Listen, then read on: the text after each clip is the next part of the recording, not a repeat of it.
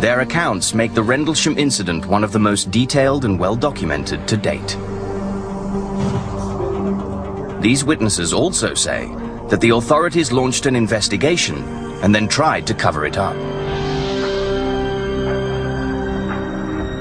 This event has an eerie similarity to a sighting more than 30 years earlier, when an extraterrestrial spacecraft allegedly crashed near a military base in Roswell, New Mexico.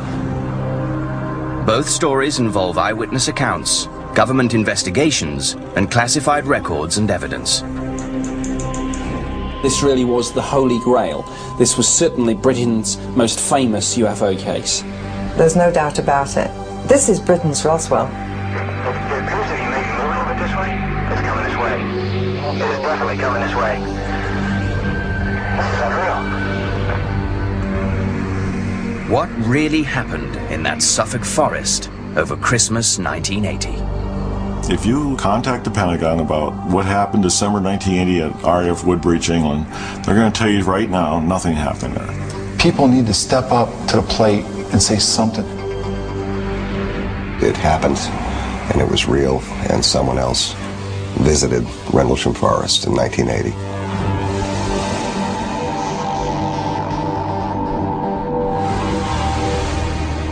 This is Bentwaters Royal Air Force Base near Woodbridge. 70 miles northeast of London, the now dormant site was once a highly sophisticated military installation. The main function of the twin bases there was to support the NATO effort in case of a war in Europe. We would go ahead and mobilize our A-10 aircraft to support whatever war effort we were told to do. In 1980, with Cold War tensions still in the air, Bentwaters and nearby Woodbridge air bases were operated by around 12,000 US Air Force personnel, making it one of the largest NATO complexes in Europe. But the site, bordered by the dense Rendlesham forest, held a secret.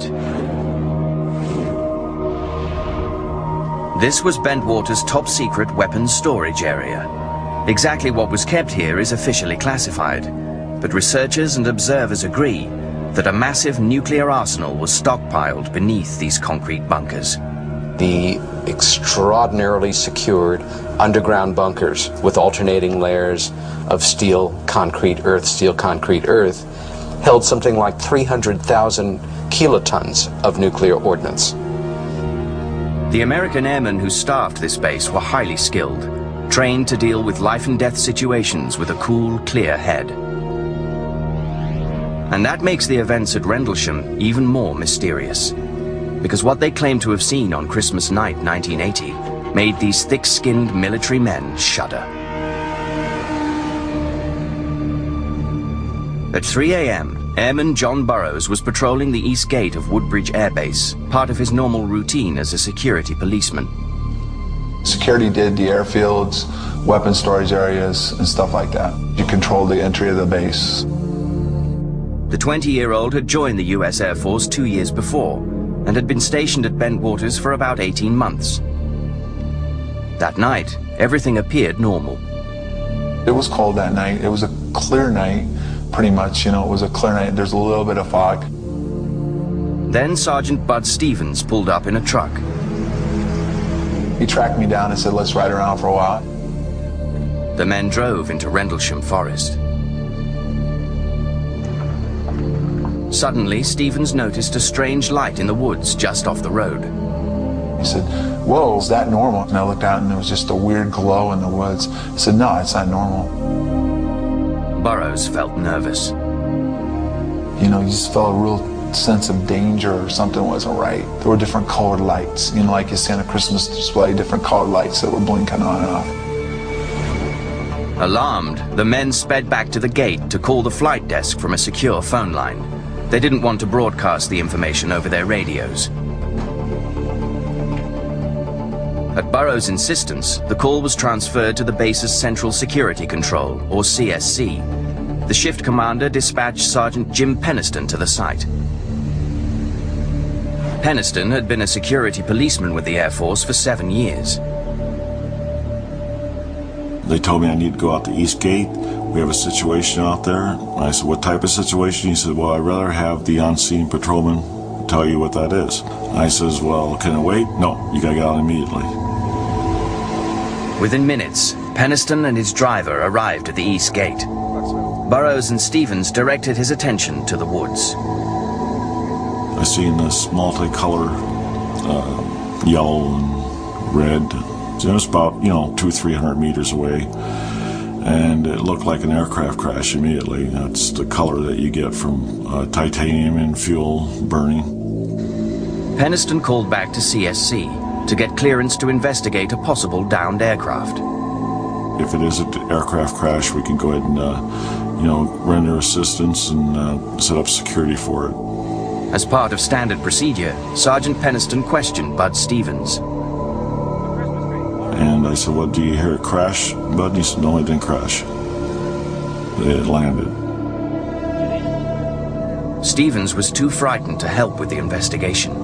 He returned to his post, and Burroughs and Penniston proceeded without him.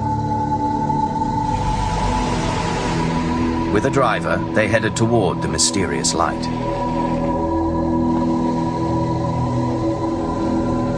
No longer able to drive through the dense trees, Burroughs and Penniston continued on foot. They walked about 50 yards, noticing strong interference on their radios. The farther we got into the woods, it became more and more intermediate, where it was harder and harder to talk to him. Suddenly, Sergeant Penniston felt an electric charge in the air. I've been in excitable situations before on duty, and I know the adrenaline feeling, but this here was different. You could feel it on your clothes, your face, your hair. The closer they moved toward the light, the less the scene resembled a crash. Didn't have no smell of smoke, and it was too contained. It was just like one ball out there. And we came into a clearing, and then that's when it was like a bright light lit up the whole area. It was almost blinding. Sergeant Penniston approached within 10 feet of the object, and the bright light dimmed. His eyes adjusted, but he still couldn't take in what he was seeing. I'm a rational person. I wanted a rational explanation of what was going on. I could not come up with it.